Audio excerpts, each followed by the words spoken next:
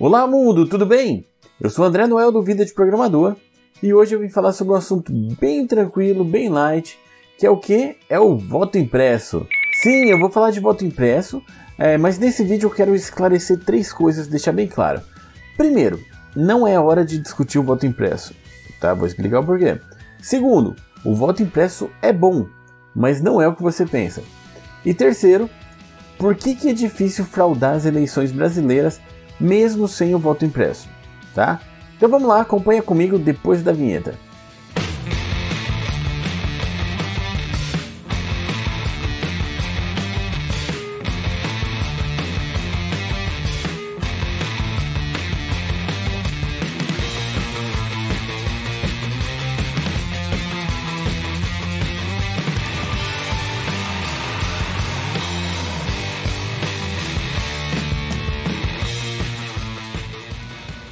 Já começando do começo, começando direto, por que não é hora de discutir o voto impresso? Bom, primeiro porque não tem tempo hábil para implementar o voto impresso para as próximas eleições. Então não vai ter o voto impresso nas próximas eleições. Por mais que as pessoas queiram, por mais que estejam falando sobre isso, não dá para fazer a tempo, então não vai ter, isso já é certo. Por isso a maioria das discussões que são feitas agora, elas servem mais para desinformar do que para informar as pessoas realmente. Então está gerando muito contexto político de opinião em cima disso, sem ter muito propósito direto, um propósito real com isso. Quando o presidente falou que se não tiver voto impresso não terá eleição, ele já sabia que não vai ter voto impresso. Ele já sabe que não tem tempo. E ele falou isso exatamente porque ele sabe que não vai acontecer. Porque o que ele precisa nesse momento é só de um argumento para desacreditar todo o processo. Ele precisa de algo para gerar uma suspeita. Ele precisa de algo para deixar no ar a questão do processo eleitoral. Se fosse possível ter o voto impresso na próxima eleição, se alguém falasse, a gente vai implementar, dá tempo de fazer e vai ter, ele ia precisar de outro argumento para isso. O método é conhecido. Se você for ver a primeira eleição do Trump, o Trump, na primeira eleição, perguntaram para ele: você vai aceitar o resultado da eleição? E ele falou: eu vou aceitar se eu ganhar. Então é bem essa questão, já desacreditar antes mesmo dela acontecer. E por aqui também, o Bolsonaro fez isso antes da eleição que ele ganhou, e depois, inclusive, ele veio dizendo que ele tinha provas de que as eleições foram fraudadas. Ele nunca mostrou as provas, mas ele diz que as eleições de 2018 foram fraudadas. Curiosamente, as eleições onde ele foi eleito presidente, onde teve filho dele com recorde de votação, onde o partido dele conseguiu emplacar a maioria de muitos deputados e senadores. Então, meio estranho, né? Bom, e aí o segundo ponto. Voto impresso é bom, mas não é o que você pensa. Como assim? Bom, você pode pensar, tá, nesse ponto você está enganado, porque eu sei como que é o voto impresso e tal. Se você realmente sabe, se você chegou aqui e você sabe como funciona, infelizmente você é minoria, porque a maioria não sabe realmente como que é a ideia do voto impresso. Tem muitas ideias diferentes passando por aí, muita gente falando ideia errada sobre o que seria o voto impresso. Eu tenho um vídeo de 2018, de antes daquelas eleições, onde eu conversei com o professor, o Dr. Pedro Barbosa, sobre eleições, urna eletrônica, voto impresso, toda essa questão. Porque ele fazia parte de uma das equipes que estava fazendo teste, aqueles testes de invasão nas urnas eletrônicas, que o TSE abre, convida as pessoas a fazerem os testes e tal. Então lá ele explica tudo, se vocês quiserem ver o vídeo depois, é bem interessante. E ele explicou todo o processo, como que funciona, como que é feito, como que poderia ser feito, como que eles fizeram para obter os dados, o que eles conseguiram ver, o que eles não conseguiram. E é o vídeo que eu tenho mais comentários de todos aqui nesse canal. Só que infelizmente a gente vê pelos comentários que as pessoas ou não assistiram o vídeo ou não entenderam o que estava lá, porque a maioria das opiniões é descolada do que realmente é a proposta de voto impresso, a proposta da urna eletrônica em si. E toda vez que o presidente fala em voto impresso, aumenta lá o número de comentários, aumenta o fluxo e comentários tudo nesse mesmo estilo. Então vamos lá, o que não é o voto impresso? O voto impresso não é retornar a votação em cédulas de papel, Não, tá? A gente não vai abandonar a tecnologia, a gente não vai abandonar o sistema de contagens. Voto impresso não significa que você vai sair com comprovante do seu voto para poder conferir ou mostrar em quem que você votou. Então não é isso também. Por quê? Porque o voto ele é sigiloso e ele precisa ser sigiloso para impedir o quê? Compra de votos, voto de cabresto. A proposta séria de voto impresso é a ideia que faz com que o seu voto, quando ele for computado, quando você vai lá e vota, o seu voto ele vai ser impresso em uma impressorinha anexada à urna e você vai conseguir ver em quem você votou impresso ali, mas você não tem acesso. É dentro de uma estrutura, se não me engano, de acrílico e tal, que você consegue ver, mas não tocar. O seu voto ele é impresso, você consegue ver se foi impresso corretamente, se é realmente a pessoa que você votou. Se tiver tudo certo, você confirma, esse voto é destacado e ele cai dentro de uma urna física para guardar os votos impressos. Então você não tem contato com o voto em nenhum momento, ninguém tem contato com o voto em nenhum momento. Então não tem como você sair de lá com o voto. Ah, mas a pessoa pode usar o celular. Aí é outra história. Tá? Aí já funciona assim também, então não pode, mas as pessoas fazem, mas isso é outra história. O voto impresso você não sai com ele de lá. E se você votar em alguém e na hora de imprimir a impressão sair errada, por algum motivo qualquer, se sair ilegível, se sair nome de outro candidato, se sair qualquer coisa errada, você pode cancelar.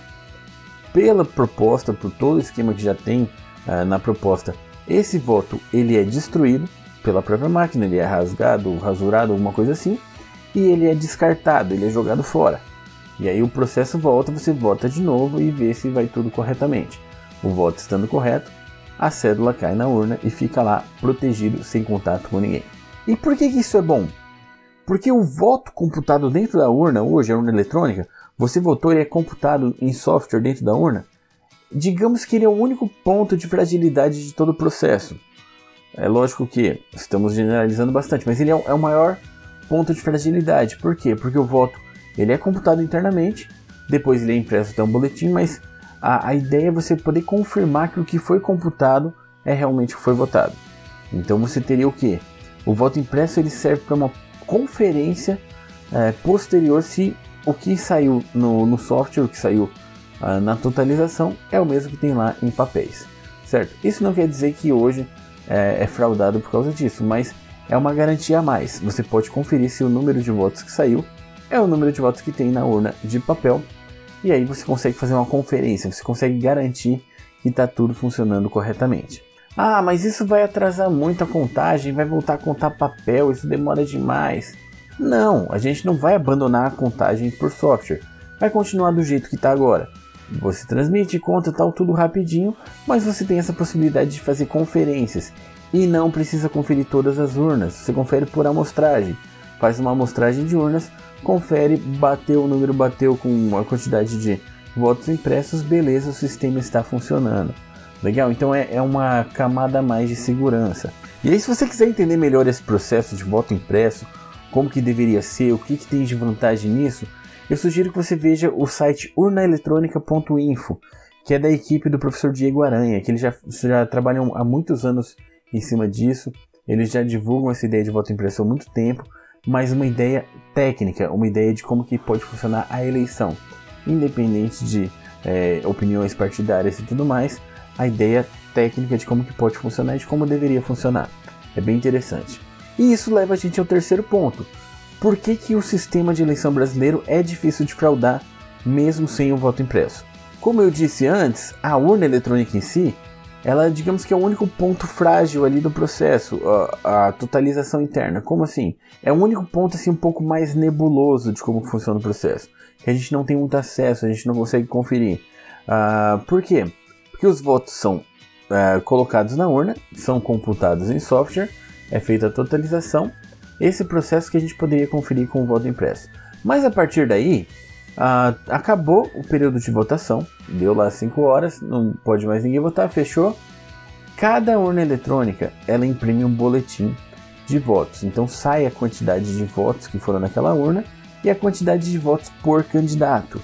E esse boletim, ele é acessível para qualquer pessoa fiscalizar, para qualquer fiscal de partido fiscalizar. então você consegue ter uma certa transparência boa a partir daí. É importante frisar que cada urna eletrônica funciona offline, todas elas funcionam offline, não tem nenhum acesso à internet, não tem possibilidade de hackear de forma externa, tá? Ninguém vai entrar pela internet e hackear a urna eletrônica, nada assim. Elas funcionam independentes, tá? E aí elas vão imprimir um boletim, cada uma imprime o seu boletim. E também é importante ter em mente que tem muita gente envolvida. Tem muita gente envolvida porque você tem fiscais de todos os partidos envolvidos. Os que têm interesse, eles podem estar lá, eles podem estar fiscalizando todo o processo. Você tem mesários, você tem muitos voluntários, você tem pessoas concursadas com as mais diferentes opiniões políticas. Você tem uma equipe gigante para trabalhar o Brasil inteiro. E o software que vai na urna é o mesmo que vai para todos os lugares. Ele tem a sua parte de auditoria e tudo mais, mas aí a partir do momento que ele está fechado, é o mesmo software para todo lugar. Então, se fosse para alguém fraudar essa parte de software e tudo mais, precisaria movimentar um esquema muito monstruoso. E aí, se o software funciona corretamente, se ele faz a totalização certa, se ele mantém o sigilo e tudo mais, eu vou deixar essa discussão para aquele vídeo de 2018 que já tem aqui no canal. Se vocês quiserem ver, tem bastante discussão sobre isso, a gente conversou, é bem interessante, dá uma olhada lá depois. Mas assim, a partir do momento que a urna imprimiu o boletim, e todo mundo pode ter acesso, todo mundo pode ver, os próprios partidos pegam os boletins e fazem totalizações. E isso com uma rede também bem grande pelo país ou pela cidade, dependendo de como foi a eleição, de qual que é o nível da eleição. E os partidos conseguem conferir a própria totalização, se está indo certo. Por quê? A partir do momento que é impresso o boletim, os dados da urna eles são transmitidos, tá? Eles são levados em uma mídia física, em um disquete. Sim, um disquete.